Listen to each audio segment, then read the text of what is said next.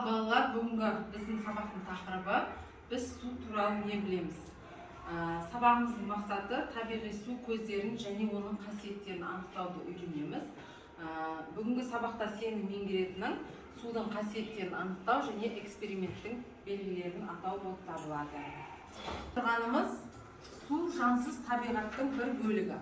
Ол барлық жерде, тынық көлде, мұхиттарда, аспанда, қалықтаған бұлттарда бар екен. Енді су ауада бу түрінде кездеседі екен балалар. Топырақтың құрамында да болады. Сендер суды неге пайдаланасыңдар балалар? Қолымызды көтереміз. Içуға, өсімдіктерге, гүлдерге. Енді қараңдар. Сендер бүгін сол күнделікті пайдаланып жатқан суларының қасиеттерімен танысатын боласыңдар. Енді мына жерде көріп тұрсыңдар, иә, суретте? Нені суреті тұр? Тіл. Су қандай демек? Оның дәмі жоқ. Я, оның дәмі жоқ. Келесі. Оның пішіні. Аида.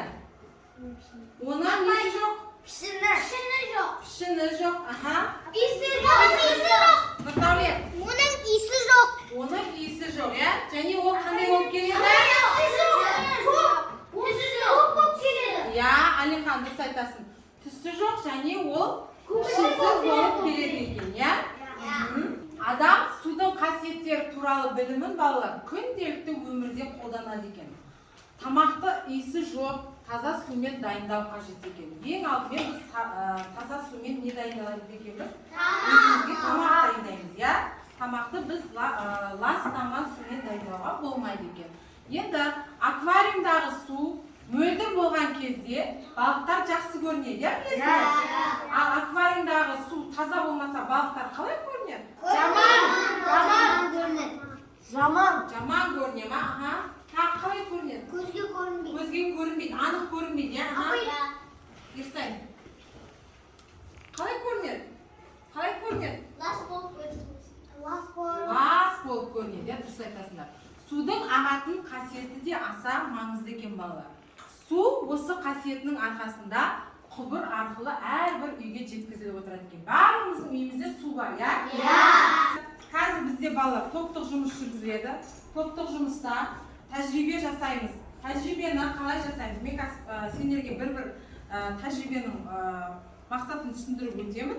Сендер ары қарай әрекет жасайсыңдар. Жарай ма? Бір топқа мына 3 стақанда 3 түрлі зат бердім. Осы 3 стақандағы, яғни біреу су, иә, осы судың қандай қасиеттерін байқадым. Сол туралы өздерің кітаптағы, иә, суретке байланыстырып, тәжірибе жасап нәтижесін шығарамыз. Жарай ма? Келесі топ. Сендерге мынандай 2 ыдыс берілді. Осы ыдыстағы, яғни баклажканың ішінде су бар. Судың тағы бір қандай қасиеті бар, соны анықтайсыңдар. Келесі топ, 3-ші топ. 3-ші топта да судың келесі қандай қасиеті бар, қандай қасиетін байқауға болады осы нелерді, заттарды пайдалана отырып, соны зерттей отырып, нәтижесін шығарамыз. Жарай ма? Жасаймыз, қан балалар.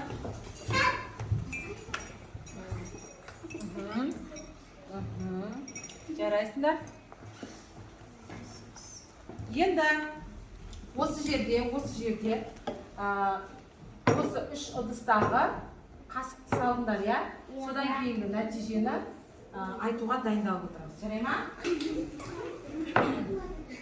Келесі. Бұл тәжірибеде суда көрініп тұр, майда бұлыңғыр болып тұр. Не көрініп тұр? Салған қасықтан, иә? Майда бұлыңғыр болып қасық көрініп тұр, сүттер қатты көрінбей тұр. Көрінбей тұр, иә? Демек, судың қасиеттері қандай екен балалар? Су қандай болып тұр? Тұзды мескенің бүкіл анықтығымен. Анық болып көрініп тұр, иә? Қандай қасиет көрініп тұр тағы? Мөлдір. Сосын? Қандай екен? Таза, мөлдір. Дәмі жоқ. Дәмі жоқ. Ішіп көрдің бе? Ішіп көрейікші. Кім ішіп көрейік? Дәмі бар ма? Жоқ. Дәмі жоқ, е? Иісі жоқ. Иісі жоқ. Демек, су қандай екен? Мөлдір, таза. Таза, сосын? Иісі жоқ. Иісі жоқ. Дәмі жоқ. Дәмі жоқ. Келесі топтың тапсырмасы. Не істейміз балдар? Суды ашамыз, кәдімгі. Суды ашамыз. Суды ашамыз. Не істеп жатыр су? Ағып жатыр, я? Судың тағы қандай қасиеттерін анықтадыңыз? Ақшыл. Ақшыл деген қалай түсінуге болады? Айтамын.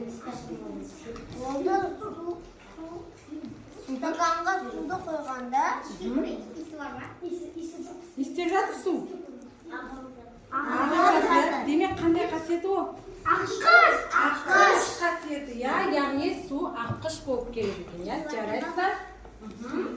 Келесі не істейміз? Суды құямыз.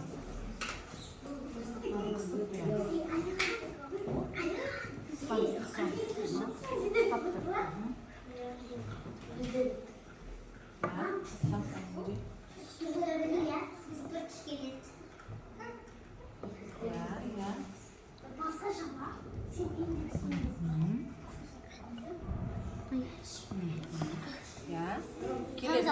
Нан құямыз. Абайлаңыз, турламаймыз.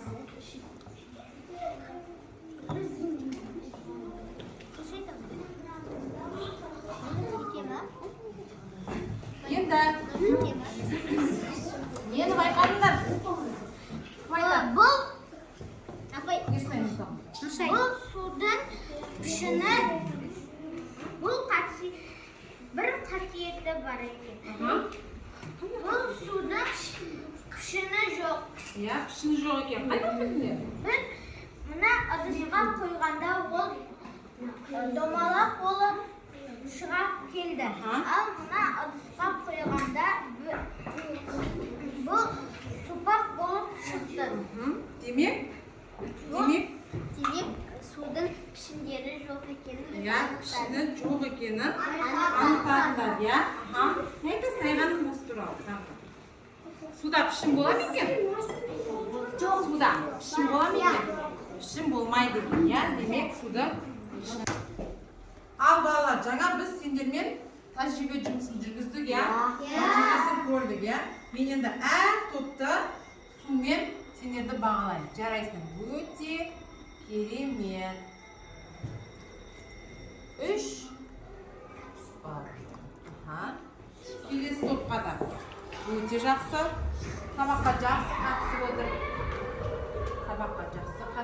Жарайсыңдар.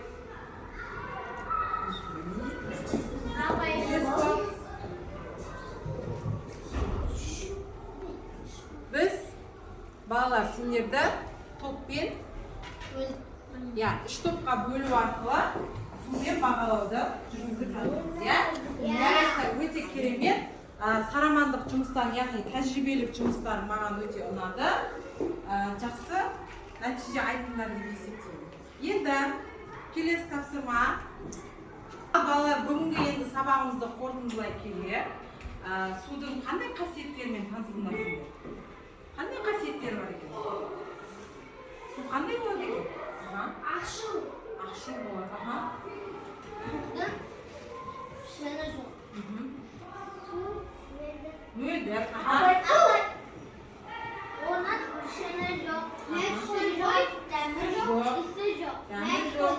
Сусыз бір өмір сүре Иә, алмайсыз. Абай. Я, тағы неге пайдаланамыз өмірімізде? Сусыз. Өмірімізде суды неге пайдаланамыз? Апай. Гүлдерге су құямыз.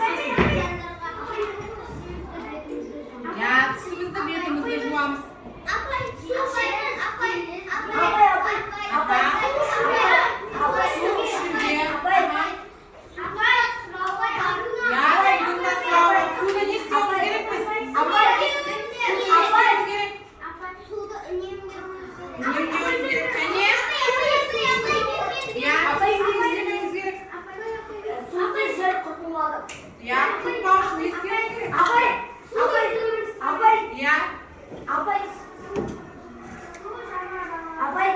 Ya, жануарлар сонымен қатар кімге керек? Су. Адамдарға керек.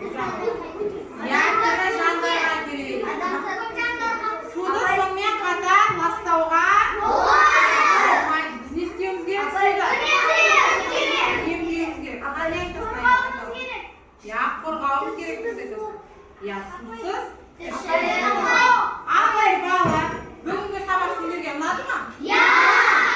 Бір шоу жасап шығайықшы. Несімен ұнады сабақ бүгінгі сабақ? Бүгін менің көңіл-күйім көтерілді.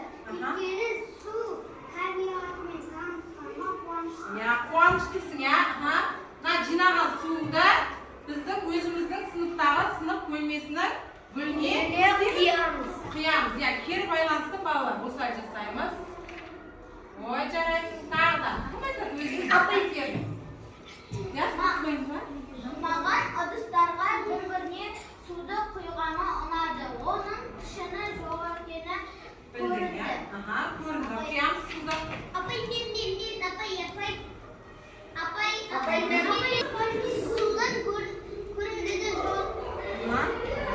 Маған сабақ ұнады. Ya, бүгінгі сабақ ұнады, ya, саған? Суыңды құя ғой. Апаймен. Құямыз. Жарайсың, Дәулет. Ya, несімен ұнады? Тыңдаймыз. Туралы көп біледі. Ya, көп мәлімет білдің, ya?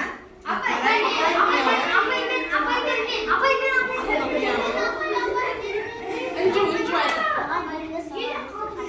Тыңдаймыз. Қатты ұнады, ya?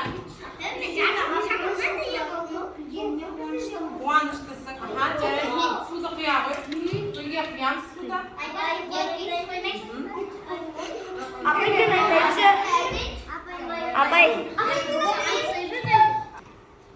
Бүгінгі сабақ маған қатты ұнады. Өйткені мен су туралы көп біліп алдым.